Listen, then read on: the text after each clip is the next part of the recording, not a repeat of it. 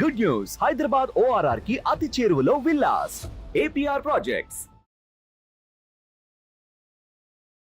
Hello Anil Singh గారు. Hello Nagaraj గారు. ఒక 5 లక్షల అప్పు ఉన్నటువంటి ఒక వ్యక్తి అది తీర్చుకోవాలి అని అంటే ఎటువంటి ఫార్ములాని ఎటువంటి ప్రొసీజర్ని ఫాలో అవ్వాల్సినటువంటి అవసరం ఉంటుంది.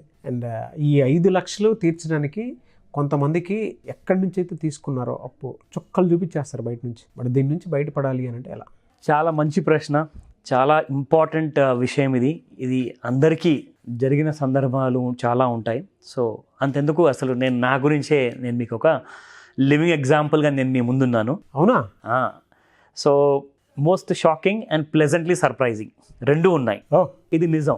చాలా యంగ్ టైంలో అనమాట, అంటే 2000లో పెళ్ళైన తర్వాత నా సక్సెస్ స్కైస్కి అందుతుందన్నమాట. ఆ టైంకి I was flying on cloud 9, లిటరల్గా చాలా గాల్లో ఎగురుతున్నాను ఆ టైంకి. బాగా సక్సెస్ వచ్చింది. యాజ్ అ ఫైనాన్షియల్ ప్లానర్గా కానివ్వండి, యాజ్ అ స్టాక్స్ పోర్ట్ఫోలియో మేనేజర్గా కానివ్వండి, మీడియాలో ఉండి ఆ టైంలో ముంబైలో చాలా డబ్బులు సంపాదించాను.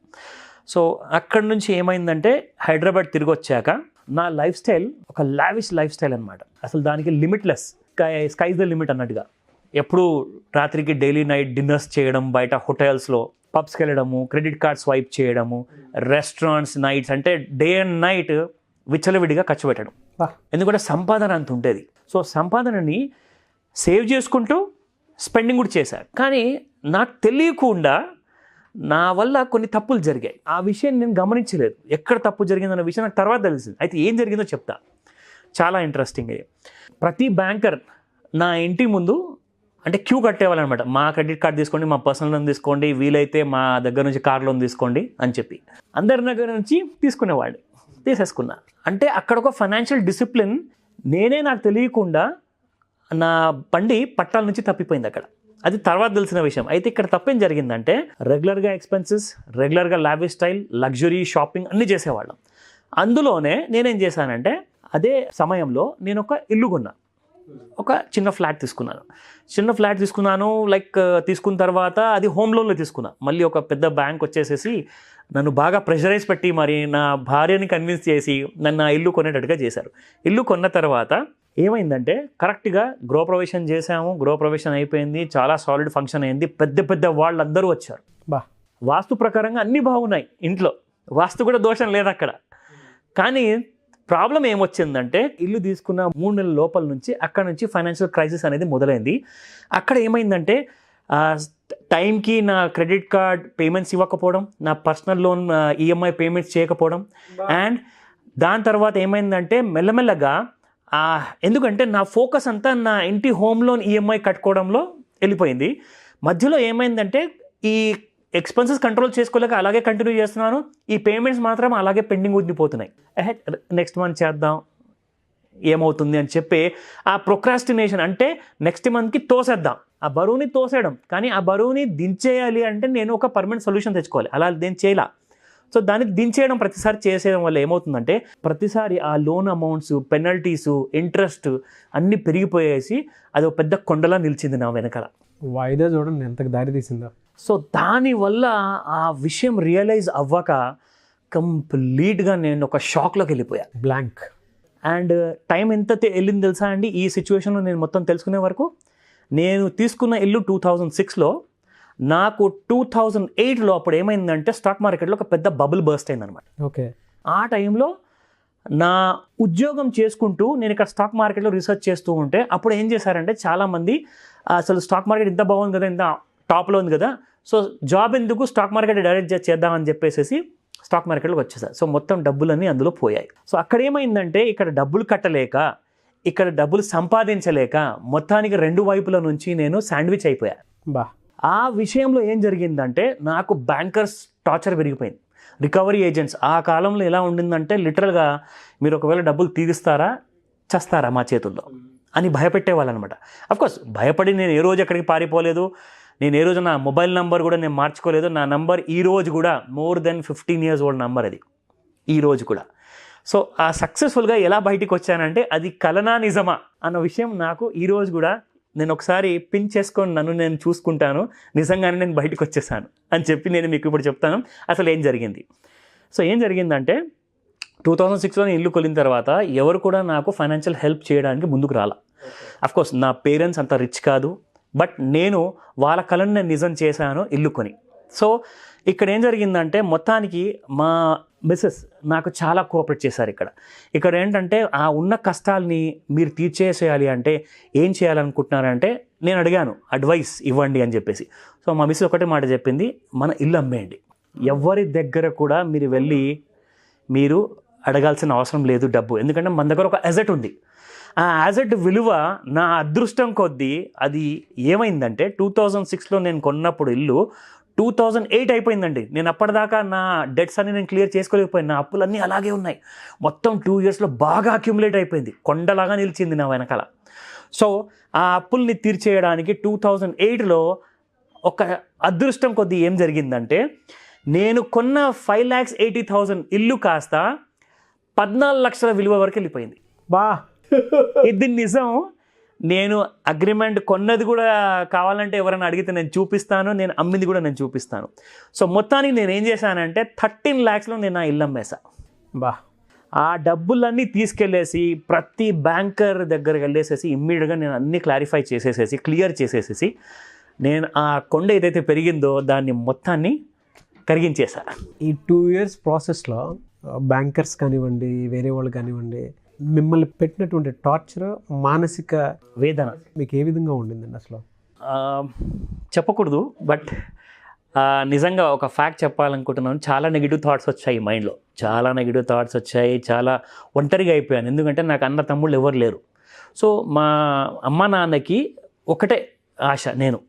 సో ఆ రోజు నేను అనుకున్నాను, come what ever it is, నేను ఈ కష్టాన్ని ఒకవేళ అంటే అప్పటికి నా ఇల్లు ప్రైస్ అంతా మోర్ దెన్ డబల్ అయిపోతుందన్న విషయం కూడా నాకు తెలియదు. అంటే ఇది 2006 విషయం చెప్తున్నాను. అది స్లోగా పెరిగింది కాబట్టి అది నా లక్కీగా నేను బయటకు వచ్చా. ఆ సమయంలో ముఖ్యంగా నేను ఒకటే విషయం ఆలోచించాను, ఏం జరిగినా కానీ నేను ఎట్టి పరిస్థితుల్లో నాకు చాలామంది నా మంచి కోరే వాళ్ళకి నేను అందరి దగ్గరికి వెళ్ళేసి అడ్వైస్ అడిగాను అనమాట. వాళ్ళందరూ ఒకటే మాట చెప్పారు, నీ ఫోన్ నెంబర్ మార్చేయి, నీ పాన్ కార్డ్ మార్చేయి, or whatever you can do. నువ్వు ఇవన్నిటితో నువ్వు ఈ జన్మలోనే కాదు, నువ్వు మరిన్ని జన్మలు తీసుకున్నా కానీ ఈ అప్పులు మాత్రం నువ్వు తీర్చలేవు అని చెప్పేసి వాళ్ళందరూ ఇంకా నెగిటివ్ థాట్స్ ఇచ్చారు తప్పితే, నెగిటివ్ అడ్వైజ్ ఇచ్చారు కానీ ఎవరు కూడా పాజిటివ్గా మాట్లాడాలి. వాళ్ళందరి మాటల్ని నేను తప్పుగా పట్టట్లేదు. అఫ్కోర్స్ వాళ్ళకి తోచింది వాళ్ళు చెప్పారు, బట్ నేను మాత్రము ఒక్కటే గట్టి ఆలోచనతో ఉన్నాను, కమ్ వాట్ మే. నేను నా నంబర్ మార్చను, నా ఇంటి అడ్రస్ మార్చను. నేను అడ్రస్ మార్చినా కానీ నేను అందరి బ్యాంక్స్కి నేను అప్డేట్ చేస్తాను ఆ address. What ever it is, నా జీవితంలో నేను ఎన్ని రోజులు కానివ్వండి నేను అప్పులు కట్టుకుంటా. Great sir, super, hats off to you. ఆ గట్టి ఆలోచనతో ఉన్నాను సార్. అంటే ఆ పైవాడి వరకు నా మాట వెళ్ళిందేమో, విన్నాడేమో. సో ఆ ఇల్లు కాస్త మోర్ దెన్ డబల్ రేట్ వచ్చేసింది. సో ఇమ్మీడియట్గా ఒక బయర్ వచ్చాడు. ఆ టైంలో రియల్ ఎస్టేట్ చాలా హైలో ఉంది సార్. రియల్ ఎస్టేట్ బబుల్ కూడా తర్వాత బర్స్ట్ అయింది. ఐ వాజ్ వెరీ లక్కీ, నేను బయటకు వచ్చేసా. సో అలాంటప్పుడు ఆ ఇల్లు అమ్మిన తర్వాత నా బ్యాంకర్స్కి అందరికీ డబ్బులు క్లియర్ చేసేసి మిగిలిన కొత్త డబ్బులో ఒక చోట్ల ఒక చిన్న ప్లాట్ కొనేసా. అంటే ఇక్కడ నుంచి ఫైనాన్షియల్ డిసిప్లిన్ మామూలుగా కాదు, ఒక హై రేంజ్లో స్టార్ట్ అయిపోయింది. ఇమ్మీడియట్గా ఆ డబ్బుల్ని తీసుకెళ్ళేసి ఒక చిన్న ప్లాట్లో ఇన్వెస్ట్మెంట్ చేశాను. ఎందుకంటే మా మిస్సెస్ ఏం చెప్పారంటే, మిగతా డబ్బు మనకు అవసరం లేదు కదా, మనకి ఎలాగో అంత పెద్ద ఖర్చులు లేవు, సో ఇమీడియట్గా దాన్ని ఎక్కడైనా పార్క్ చేసేయండి, ఇన్వెస్ట్ చేసేయండి. ఆ డబ్బుల్ని ఇన్వెస్ట్ చేశాక దెన్ అక్కడి నుంచి నేను మళ్ళీ నా ఉద్యోగాలన్నీ ఇవన్నీ నేను స్టార్ట్ చేశాను. ఒక డిసిప్లిన్ లైఫ్ స్లోలీ కొంత ఆ డబ్బులతో సేవ్ చేసుకుని పిల్లల ఎడ్యుకేషన్ కానివ్వండి, మా మిస్సెస్కి కావాల్సిన గోల్డ్ కానివ్వండి, అవన్నీ కూడా సేకరించేశా. దాని తర్వాత ఏం జరిగిందంటే ఇమ్మీడియట్గా ఇది ఇంపార్టెంట్ విషయం ఏంటంటే, ఒక దాదాపు మోర్ దెన్ 6 to 8 years అంటే 2008 నుంచి నా దగ్గర మిగిలిన డబ్బుల రియల్ ఎస్టేట్ ప్లాట్ కొన్న తర్వాత అది కాస్త అక్యుములేట్ అయ్యేసేసి ఆ ల్యాండ్ వాల్యూ బాగా పెరిగిపోయేసేసి బై గాడ్స్ గ్రేస్ ఏం జరిగిందంటే ఆ ల్యాండ్ నేను హ్యాపీగా అమ్మగలిగాను.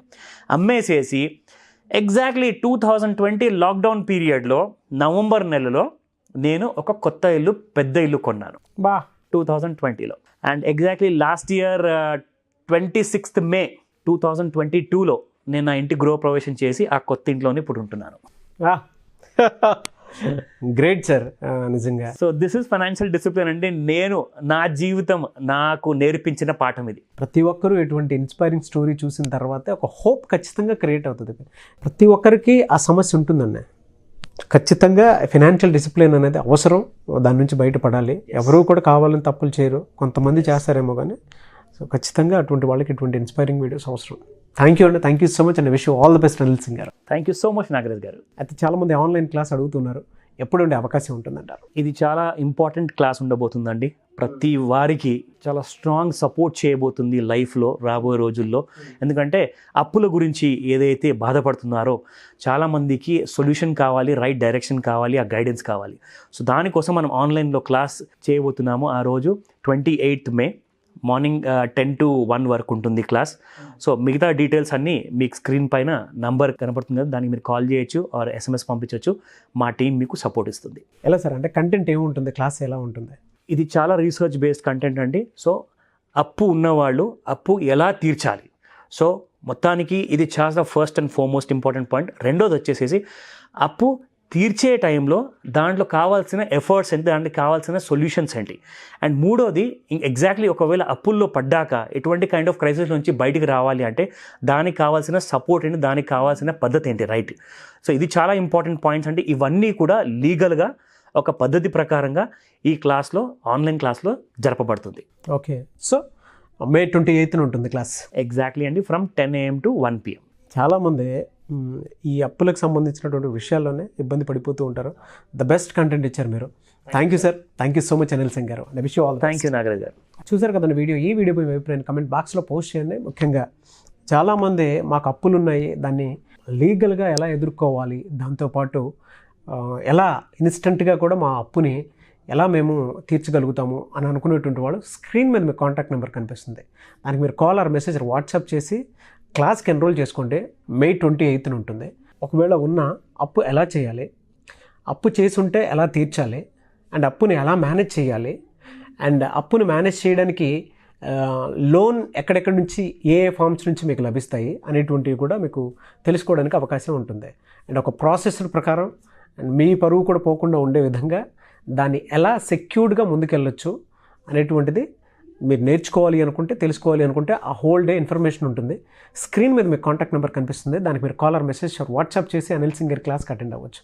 అండ్ ఈ వీడియో లైక్ చేయండి, షేర్ మాత్రం తప్పకుండా చేయండి. ఇలాంటి మరిన్ని వీడియోస్ కోసం మా ఛానల్ ఫాలో అవ్వండి. ఒకవేళ మీకు కాంటాక్ట్ నెంబర్ కనెక్ట్ అవ్వట్లేదు అంటే మిస్టర్ నాగ్ అఫీషియల్ 1 అని నా ఇన్స్టాగ్రామ్ ఐడి ఉంది. దానికి మీరు పర్సనల్ మెసేజ్ పెడితే నేను ఖచ్చితంగా అనిల్ సింగ్ గారి టీమ్కి ఫార్వర్డ్ చేస్తాను. ఆ విధంగా మీరు అప్రోచ్ అవ్వచ్చు. ఈ వీడియో లైక్ చేయండి, షేర్ మాత్రం తప్పకుండా చేయండి. ఇలాంటి మరిన్ని వీడియోస్ కోసం మా ఛానల్ ఫాలో అవ్వండి. Thank you.